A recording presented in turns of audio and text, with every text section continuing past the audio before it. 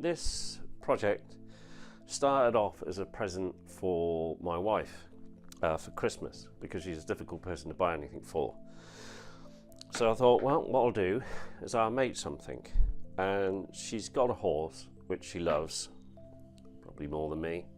I saw something on YouTube where they used a copper wire for inlay, and I thought, that's it, I shall do one of those. Thought I'd go for this one first, the prancing horse. It looks quite good. And it's the first one I've ever done. The way they managed to get the print onto the timber, they used the spray glue adhesive, spray it on, stick it to the piece of timber, and then go around it. A few of them I've seen with CNC machines. Well, I haven't got a CNC machine, and so I used my old chisels. And also my wife brought me for my 40th birthday, I think, some carving chisels. So I haven't been able to use them, so I thought, that's it, the ideal time to use them. So the first bit of wood I found kicking about is a piece of sapele. So as you can see, I put the shape of the horse on there, but two things went wrong with that. One, as I was going around chiseling, the hooves started falling out in bits and pieces, and I finished it all, then tried to get the glue off, and then a lot of people say sand it, but I was sanding it, but the glue pieces or the paper is still in the chisel and the groove where I chiseled, and it took me ages to try and get it out, so I give up in the end because it was all falling apart. So I thought, well, I'll try a different piece of wood. So I went for a piece of teak. Same again, glue, sprayed it on there, started chiseling all the way around with my chisels, and again the hooves fell out, the bits and pieces split. Around the ears are a nightmare because you're going to a point and the middle point just falls out. And that was good. I found a piece of oak, and I thought, well, two things really. One, I was overly enthusiastic trying to do that one for the first go. And two,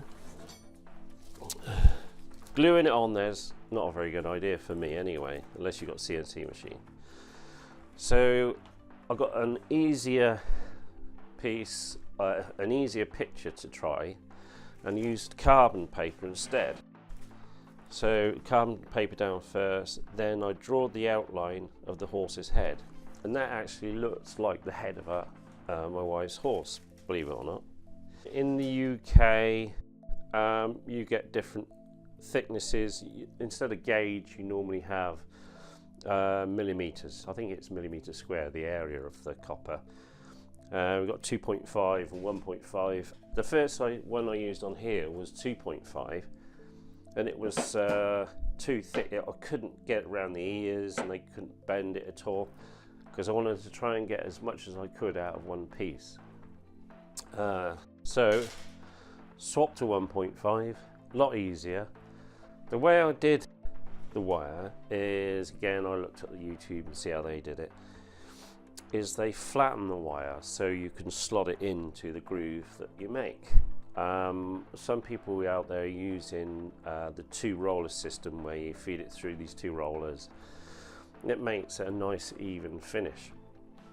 That's about $200 each, those machines. So I don't know how many times I'm going to do this. So I decided to go the old-fashioned way. I did buy a hammer that was shown on one of the YouTube videos, and it's a nice hammer with a flat face, but to me it's a little bit light and didn't really do the job. So I stuck to my old hammer that I use to work, and it's a lot heavier, and then I can control it a bit more because I'm used to using it every single day. This is what I was using to hammer the copper wire on, and it's not very flat. It wasn't giving any good results, so what I did is I purchased a piece of steel which is on a thick rubber mat, and it's a lot easier. So nice. So I flatten all that out, and then I was feeding it in and tapping it in, and every so often I put a dab of super glue to hold it in place until you feed all the way around, and make sure the glue soaks. It's a thin super glue, so it went into the wire and the groove itself. It's really nice. And so again, chiseled all around there. It was a lot more successful. But the ears again really caused a few more problems, but I managed to get around it. I worked out a better way of doing them. It means that the ears are being 2 pieces though, or as many pieces. And the first thing to do is flatten your piece of copper, then do your groove or your gouge on the first part of the ear. Bend the copper to shape. Now I've got shaky hands, so this might all go horribly wrong. Cut it to size, put that in there.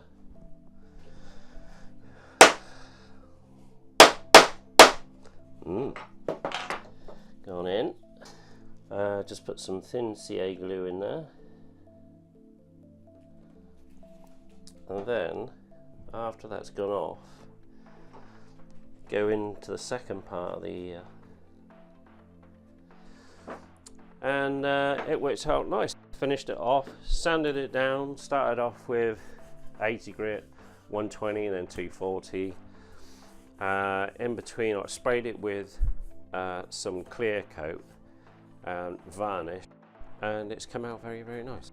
So then I put it on a backing board, a bit of sapele to make it stand out a bit more, and then a picture hook on the back, and she loved it as a present. Now remember, this is my first go at it, so take it easy. It zoomed in so you can see that it's actually handmade anyway, and I think it makes it more personal. If I wanted perfection, then I would use my router, and I've just brought a 1.5mm bit anyway. I'll use it in the future on a future project. Hope you like the vid. All my vids, I'll show you the cock-ups as well as the good bits. Cheers.